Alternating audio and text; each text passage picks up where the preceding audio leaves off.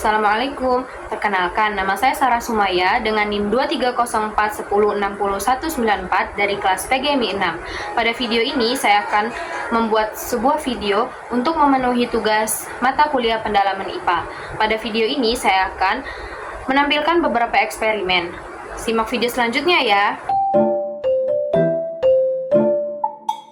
Pada video eksperimen ini saya menggunakan gelembung, kaca cembung, kaca pembesar, sedotan atau pena, gelas beling serta air, kacamata, cermin datar, senter HP, serta 3 buah kertas.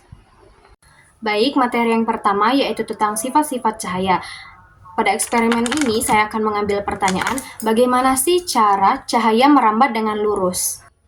Pada eksperimen bagaimana cahaya merambat dengan lurus ini, di sini saya menggunakan 3 buah kertas yang masing-masing sudah saya lubangi, serta sumber cahayanya berasal dari senter HP. Kemudian selanjutnya di sini saya menggunakan cahaya yaitu dari senter HP. Saya meletakkan pada setiap lubang pada kertas, dan cahaya itu hanya nampak bila mana lubang tersebut sejajar dan akan menghasilkan cahaya yang merambat lurus yang terlihat pada dinding tersebut. Kemudian, jika salah satu kertas ada yang kita belokkan, maka cahaya itu tidak bisa merambat lurus. Bisa terlihat, tadi kan di dinding ada bulat yang lurus, ini tidak ada. Baik, selanjutnya yaitu yang kedua. Bagaimana sih cahaya dapat dipantulkan? Nah, pada pertanyaan ini saya akan melakukan eksperimen menggunakan kaca datar dan senter HP saya. Di sini saya sudah menghidupkan senter HP saya, kemudian saya akan mengarahkannya pada cermin datar. Terlihat bahwa terjadi pantulan cahaya sinar putih tersebut. Jika berpindah arah pun sinar putihnya akan mengikuti. Terjadi pantulan cahaya. Jika sudut berubah tempat, maka pantulan sinar putih ini tetap akan mengikuti. Karena di sini kita menggunakan kaca datar, cermin atau cermin datar. Yang ketiga, bagaimana sih cahaya itu dapat dibiaskan? Untuk membuktikan bagaimana cahaya dapat dibiaskan, di sini kita menggunakan gelas beling dan air di dalamnya, sedotan atau isi pena.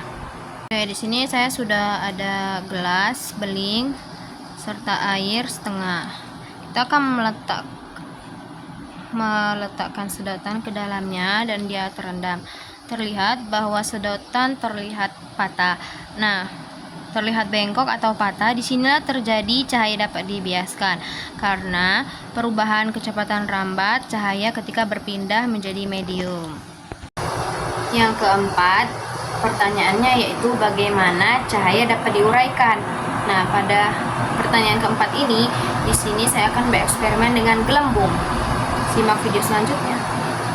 Nah, eksperimen selanjutnya yaitu saat gelembung sabun kita tiup di bawah sinar matahari, yaitu ini dengan alat bantu senter HP saya, terlihat bukan di dalamnya ada warna-warni seperti muncul warna pelangi.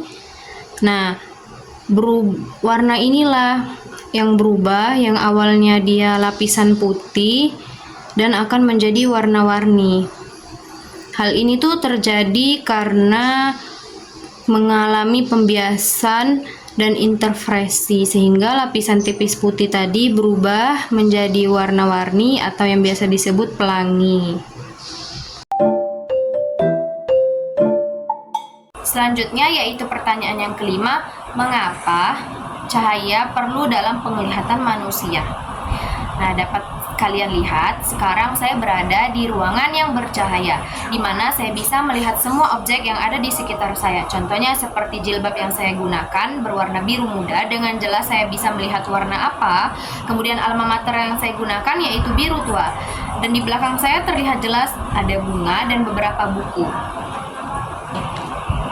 Namun, bila mana lampu dimatikan, maka kita tidak bisa melihat objek sekitar. Nah, Mengapa kita membutuhkan cahaya? Karena penglihatan manusia itu dapat melihat bila mana terjadinya adanya pantulan cahaya yang bersinar. Contohnya dari lampu tadi. Karena jika tidak ada cahaya, maka tidak ada yang masuk ke dalam retina dan otak tidak akan merangsang citra visual. Baik, pertanyaan yang keenam yaitu bagaimana sih alat optik memanfaatkan cahaya dalam penglihatan manusia. Di sini saya akan memberi contoh atau bereksperimen dengan kaca pembesar ini. Nah, dengan kaca pembesar ini kita dapat melihat hal-hal yang kecil yang awalnya tidak jelas, jadi terlihat jelas.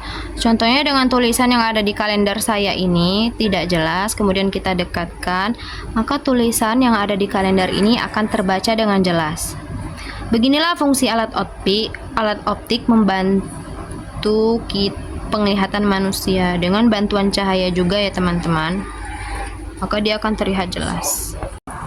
Baik, selanjutnya yaitu pembahasan tentang cahaya, di mana pengertian cahaya adalah energi berbentuk gelombang elektromagnetik yang dapat dilihat dengan kasat mata, yang biasa panjang gelombangnya itu sekitar 380 sampai dengan 750. Nah, kemudian pada bidang fisika, cahaya ini juga dapat disebut sebagai radiasi elektromagnetik yang baik yang dapat kita lihat dengan kasat mata maupun tidak. Kemudian kita dapat melihat suatu benda itu dengan adanya cahaya, namun ada juga beberapa benda yang menghasilkan cahaya yang disebut dengan sumber cahaya. Contohnya seperti matahari, lilin, senter, dan lampu. Kemudian sumber cahaya ini dibagi menjadi dua macam, yaitu sumber cahaya alami yang diciptakan oleh Allah Subhanahu wa taala, yaitu matahari, kunang-kunang, dan ubur-ubur. Adapun sumber cahaya yang dibuat oleh manusia atau yang dibuat yaitu contohnya seperti lilin, senter, lampu. Kemudian selanjutnya yaitu sifat-sifat cahaya dan contohnya sebagaimana yang sudah saya tampilkan di video sebelumnya, yaitu eksperimen yang saya lakukan. Sebagaimana sifat-sifat cahaya itu ada 4. Sifat cahaya yang merambat lurus, kemudian sifat cahaya yang dipantulkan, sifat cahaya yang dibiaskan, dan sifat cahaya yang diuraikan. Selanjutnya yaitu materi tentang alat optik, di mana pengertian alat optik adalah suatu benda yang memanfaatkan cahaya, hukum pantulan, hukum pembiasan, di mana dengan cahaya ini kita dapat melihat suatu benda. Dengan alat optik pula kita dapat melihat suatu benda itu lebih jelas, di mana alat optik itu ada dua macam, yaitu yang alami, yaitu mata yang kita gunakan untuk melihat, kemudian ada juga yang buatan. Salah satunya adalah kacamata, di mana kacamata dapat membantu penglihatan seseorang. Dengan kacamata ini kita dapat melihat cahaya itu ke retina, dan dengan itu disitulah penglihatan manusia terbantu. Di sini saya sudah menggunakan kacamata. Ketika saya menggunakannya, saya dapat melihat warna dengan jelas, kemudian lebih terang juga, dan ketika saya melepasnya, saya melihat kurang jelas. Kemudian yang kedua yaitu mikroskop, di mana mikroskop adalah alat bantu untuk melihat benda kecil seperti sel-sel atau bakteri. Contoh gambarnya ada di atas ini, di mana biasanya letak mikroskop ini ada di laboratorium sekolah ataupun kampus. Kemudian contoh yang ketiga adalah teleskop. Teleskop adalah benda alat bantu untuk melihat benda yang jauh di sana seperti planet, bintang, dan galaksi. Ada yaitu contoh yang keempat yaitu kamera, di mana kamera ini membantu kita untuk menangkap gambar, merekam video. Sebagaimana sekarang saya menggunakan kamera untuk merekam diri saya. Nah, lensa kamera ini dapat merubah menjadi gambar digital. Kemudian yang terakhir yaitu loop atau kaca pembesar, di mana kaca pembesar ini kita dapat melihat suatu yang kecil menjadi lebih besar. Mungkin itu saja yang dapat saya sampaikan. Lebih kurangnya kepada Allah saya mohon ampun, kepada Bapak dan teman-teman saya mohon maaf. Wabillahi taufiq wal hidayah. Wassalamualaikum warahmatullahi wabarakatuh.